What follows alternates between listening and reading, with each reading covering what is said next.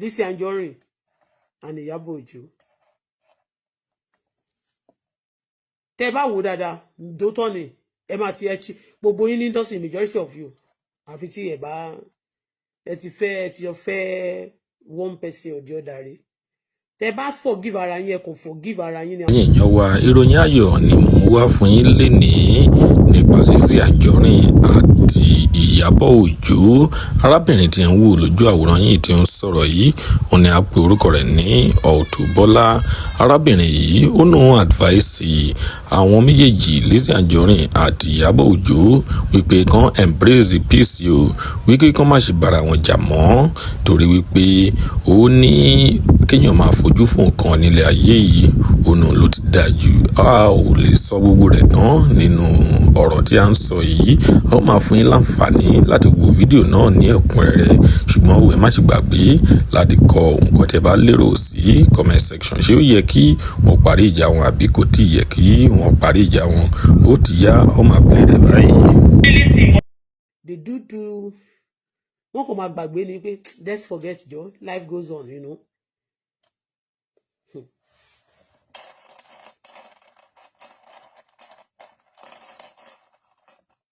Now bí ọgbọ́n tèmi anything tí àwọn èèyàn bá ti ṣe nísìn you got to forgive them and let go. Of recent bóyá wọ́n ní Lizzy ó jalè ó kò jalè, bóyá wọ́n ní Lizzy nǹkan tó ṣe ó rí bẹ́ẹ̀ àbí kò rí bẹ́ẹ̀, òun náà sọ pé IYABO OJO ló ní Gistlover nǹkan bẹ́ẹ̀ yẹn. Ok tó bá jẹ́ bẹ́ẹ̀ nǹkan ẹ mọ̀ pé mo tún sọ mí sọ pé nǹkan tí Gistlover ṣe ipò dà o. Tí ẹ bá fẹ́ ṣe chat tó bá fẹ́ ṣe blogging pé kó gbójú ẹ̀ jáde in case tó bá gbé thank you good afternoon Titilayo Sekinot tí ẹ bá gbé torí in case tí anything bá ṣẹlẹ̀ bọ̀ tọ̀rọ̀ náà pé wọ́n kàn sọ̀rọ̀ kò sẹ́ni tó máa tí ò ní dùn pé wọ́n sọ̀rọ̀ tí ò ṣe mọ́ ẹ àbí mo gbé rúmọ̀ ọ̀rọ̀ wọn yìí kẹ̀dẹ̀ ti wà lọ́jọ́ ayé tó ti pẹ́ and that's one price, one particular price that àwọn èèyàn tó bá jẹ́ celebrity tí ó jẹ́ ìlú mọ̀ọ́ká tí wọ́n máa ń pè nìyẹn àwọn price tí wọ́n máa ń pè nìyẹn okay and mo ṣe wá understand àwọn tó bá jẹ́ olórí ìlú kì í ṣe gbogbo ọ̀rọ̀ tó bá sọ mọ́ wọn náà máa try láti wá debunk àfi tó bá yẹ pé wọ́n gbé lọ síwájú ilé ẹjọ́ tí wọ́n sùn wọn síbẹ̀ láti lè náà máa sọ pé it's not like that. Wọ́n máa ń pa irọ́ gan mọ́ àwọn èèyàn tó yẹ pé ó wà lókè because àwọn tó wà nísàlẹ̀ àbáwọn tí ẹ jẹ́ celebrate fún wọn ò tó yín like àwọn tí wọ́n máa ń celebrate yín pọ̀ ju ẹ̀yin fúnra yín lọ. So how many people lẹ máa rojọ́ fún? Mo dẹ̀ mọ̀ nínú ayé yìí dà tó bá sọ pé èèyàn pa ìyá ẹ̀ gan ó máa ní support just like bí Wùmí ṣe rí nsìn. A lot of people are still supporting Wùmí despite pé ó jẹ̀bi. Àwọn èèyàn gan kó lù yẹ ẹ̀pà àwọn tó máa support ẹ̀ máa support ẹ̀ ẹni tó bá na ọmọ ẹ̀pà tó ṣèkà fọmọ ẹ̀ náà àwọn èèyàn tiẹ̀ máa ń support àwọn yẹn these days. Wọ́n lè ní ṣíṣe ọmọ dá o tó bá tiẹ̀ fẹ́ ṣògùn owó ìṣe ọmọ dá o ti yé bẹ́ẹ̀. So you see our supporters.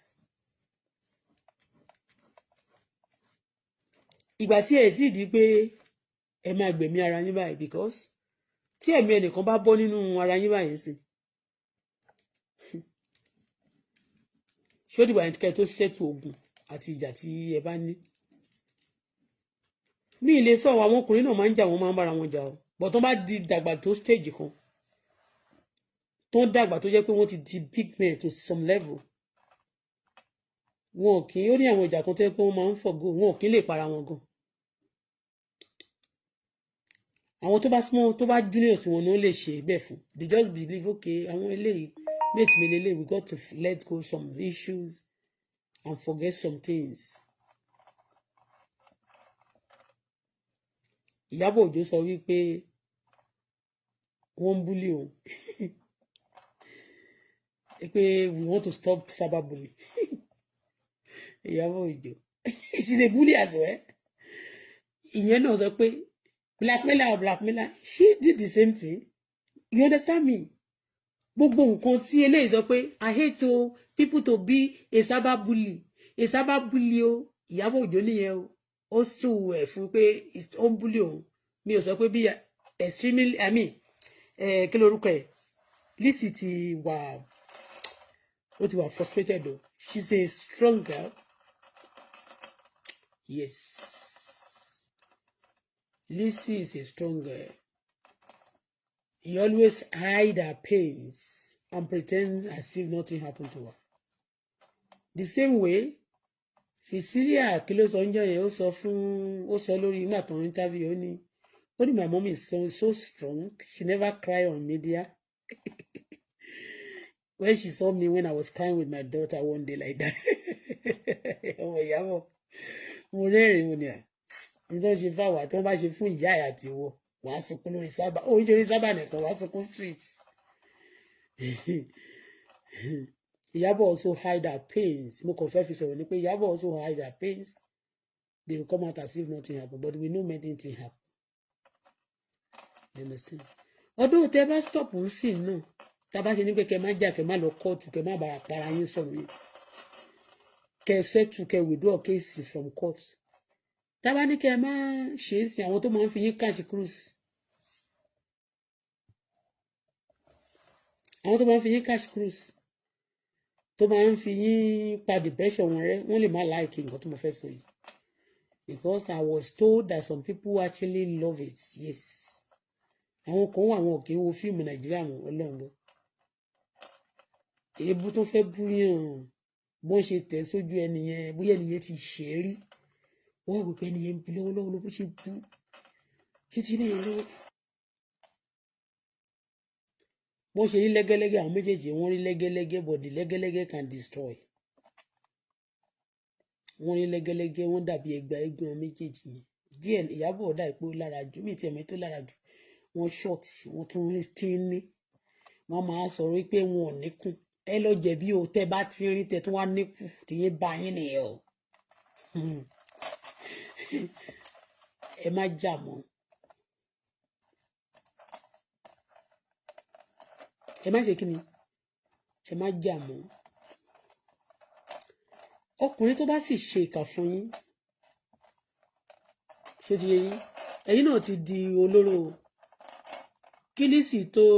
di pé ẹ̀rí bó ṣe kálá tó gba ọkọ tí wọ́n ní kó má fẹ́ tí wọ́n torí ẹ̀ nà yẹn bó tẹ̀ jẹ́ pé ọkọ yẹn lòun wá tá a gbọ́ níta gbangba pé ó fẹ́ á fi system ó fẹ́ á lu Lizzy Anjorin ní yìbìtì wọ́n tó kó sí pańpẹ́ ó dẹ̀ ti fẹ́ tán ó dẹ̀ ti fẹ́ ra wọn nìyẹn a ní kó má bínú and again tó bá ti ń gbé tipẹ́tipẹ́ pèlè yàn ẹ máa ti di partner even you don't like yourself you won't be able to leave each other that's one relationship because me wà nínú àwọn relationship yẹn pé kò ń ṣe ìfẹ́ mọ́ ló máa ń so àwọn ọkùnrin àtobìnrin papọ̀ àwọn time tẹ́ ti spend together àwọn nǹkan tẹ́ ti ṣe together àwọn nǹkan tẹ́ ní fẹ́ release for others ó ti yẹ yín ó máa ń tie àwọn ẹlòmíì together so but luckily for both of you one way or the other you have I think God has settled both of you tí Lizzy ò bá tí Ìyábọ̀ ò bá lówó tó Lizzy ọkọ Lizzy ò lówó tọkọ Ìyábọ̀ àbí bó ṣe sọ nìyẹn so Ọlọ́run ò kì í fi ẹsẹ̀ méjèèjì tàyàn ń pa ìyẹn tó bá máa ń tàyàn ń pa rárá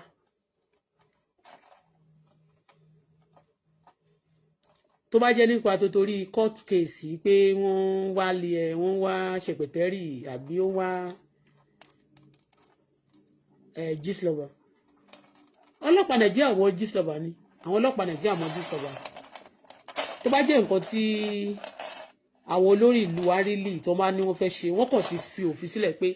èyí tẹ́ ṣe last time your sin have been forgiven but don't do it further that's what they are saying don't do it further the way tó ṣe ṣe nígbà yẹn ṣòtìyé don't do it further that's what they are telling you àwọn dẹ̀ ń sọ fún yín pé èèyàn bú mi o kò tiẹ̀ sí ìjọba tó máa sọ pé wọ́n bú àwọn wọ́n sọ̀rọ̀ sí wọn ó máa pè ní wọn anybody tó bá sọ pé wọ́n máa sọ̀rọ̀ sí ẹ lójoojúmọ́ tó máa dùn ẹ́